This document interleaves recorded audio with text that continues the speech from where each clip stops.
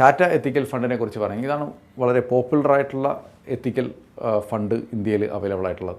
5000 രൂപ വെച്ച് minimum invest ചെയ്യുക. 500 രൂപ വെച്ചിട്ടാണ് ഇൻവെസ്റ്റ് ചെയ്യാൻ പറ്റിയ മാസം നമുക്ക് ഇൻവെസ്റ്റ് ചെയ്യാൻ പറ്റിയ ഓപ്ഷൻ അവൈലബിൾ ആയിട്ടുള്ളത്.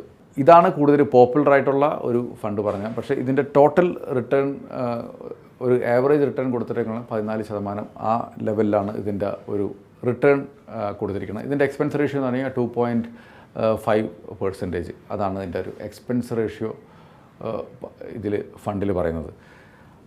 എപ്പോഴും എത്തിക്കൽ ഇൻവെസ്റ്റ്മെൻറ്റ് എന്ന് പറയുമ്പോൾ ആളുകൾ കൂടുതലും ഇൻവെസ്റ്റ് ചെയ്യണത് ടാറ്റ എത്തിക്കൽ ഫണ്ടിലാണ്. ഒന്നാമത്തെ കാര്യം AUM കൂടുതലുള്ളതിൻ്റെ പേരിലും പിന്നെ ടാറ്റ എന്നുള്ളൊരു പേര് കൂടുതലുള്ളതിൻ്റെ പേരിലും. അപ്പോൾ ഒട്ടുമിക്കപ്പോഴും ഒരു റെക്കമെൻഡഡ് ഫണ്ട് എപ്പോഴും ടാറ്റ എത്തിക്കൽ ഫണ്ട് തന്നെയാണ്. ഇതിലൊരു ആവറേജ് റിട്ടേൺ നമുക്ക് പ്രതീക്ഷിക്കാവുന്ന ഒരു 10% കൂടുതലാണ്. അതേപോലെ തന്നെ പറഞ്ഞ പോലെ തന്നെ 1 year 2 year ഹൊറിസോൺ ആണെങ്കിൽ ഇത്തരം ഫണ്ടുകൾ ഇൻവെസ്റ്റ് ചെയ്യാണ്ടിരിക്കുന്നത് നല്ലത്.